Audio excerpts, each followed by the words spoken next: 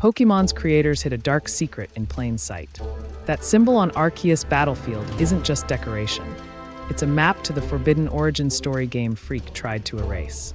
The leaked documents prove Dialga and Palkia's tragic past was real. Stick around. The final reveal about Giratina's true purpose will rewrite everything you know about Pokemon's gods. In the vast digital tapestry of gaming, few mythologies run as deep, enigmatic, and cosmos-shaking as that of the Pokemon universe. What once began as a humble tale of a 10-year-old venturing out with a tiny creature to defeat underground criminals has now spiraled into an interdimensional saga where the same boy, still somehow 10, must defy gods, undo time, and rescue the very fabric of creation. This isn't coincidence.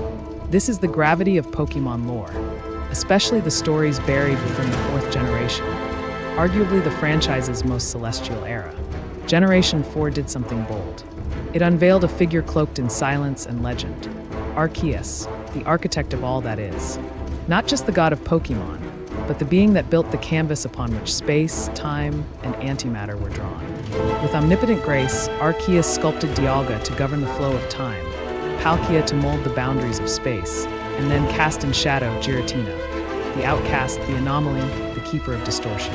And yet, despite his unfathomable power, Arceus is strangely still, a divine observer rather than an intervening demon. Even more haunting, the Arceus we've come to know may only be a spectral fragment, a sliver of divinity small enough for mortals to comprehend. Which leads to a terrifying question: what does the real Arceus look like? But the true mystery that has driven fans to the edge of madness isn't Arceus himself. It's the cryptic, almost haunting symbol that appears whenever he is summoned in battle.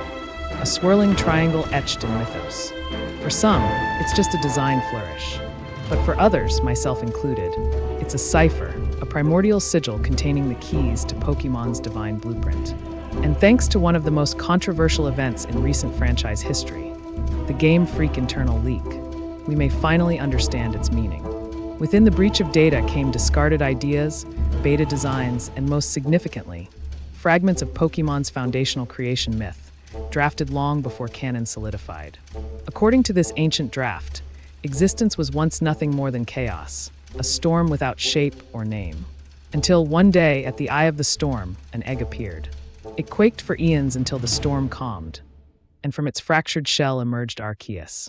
But peace was not to follow. The shattered remnants of the divine egg gave birth to Colossi, towering giants who turned on their creator. A brutal war erupted, Arceus fighting for his very existence, his power expanding through the crucible of divine combat. Eventually, the giants were vanquished, but Arceus lay bleeding, broken. From his wounds and the blood of his enemies, he molded two children, one bathed in light, the other in darkness. He named them Dialga, the Lord of Time, and Palkia, the Mistress of Space. And here's where the lore takes a left turn into cosmic romance. With only Void to keep them company, Dialga and Palkia fell not into war, but into love. They longed for something more. In their isolation, they conceived children, ethereal beings with no home to dwell in. Each child perished shortly after birth, drifting into the abyss with nowhere to root their existence. Grief-stricken, the divine couple made a solemn vow: they would forge a world. And so, with godlike might and broken hearts, Dialga and Palkia shaped reality. The Pokemon world, not from ambition or control, but from a place of mourning and love. And in this freshly formed cosmos, 3 children were born who would become the bedrock of life itself: Uxie, Mesprit, and Azelf. Uxie opened its eyes and gave vision to the world, ushering in light and color. Mesprit brought emotion, sowing feeling into existence. And Azelf cried out, a battle cry that infused the world with willpower and courage. These 3 became the architects of consciousness. But even in this intricate origin story, something was off. Where was Giratina? The Chaos Incarnate? The Balance Breaker? In this draft, he was absent. Only later would he be born, not from love, but from necessity. An unplanned consequence, a byproduct of imbalance. His exclusion from this divine family tree suggests that Giratina was never meant to be, which makes his presence all the more terrifying. And then we circle back to that eerie, ever-present triangle, the symbol etched across Arceus' battleground. It turns out this symbol isn't just symbolic, it's literal. A leaked diagram referred to as the Arceus triangle perfectly mirrors this emblem. At its center, 3 divine orbs, Arceus, Dialga, Palkia. In the official version, a fourth orb was later added, Giratina's, retroactively inserting him into the lore. The edges of the triangle extend out toward Uxie, Mesprit, and Azelf, the next generation of life. Then farther still, to Kyogre, Groudon, and Rayquaza, the primal embodiments of sea, land, and sky. And then things get wild. These primal titans, Kyogre, Groudon, Rayquaza, appointed guardians to protect their domains. Kyogre chose Latios, Latias, and Metagross to patrol the oceans. Groudon's choices are baffling.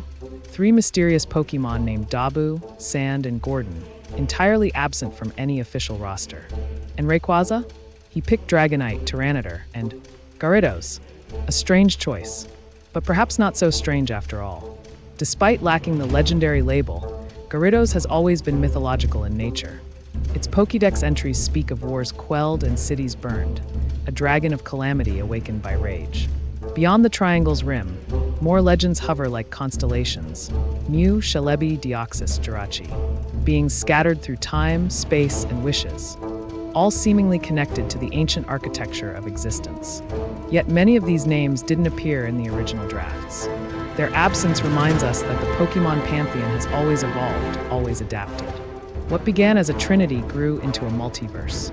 But perhaps the most shocking reveal in this proto-myth isn't about gods or dragons. It's about us.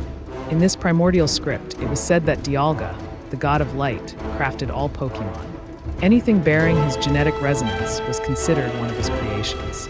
Meanwhile, Palkia, the god of darkness, made humans. This duality presents a fascinating mirror.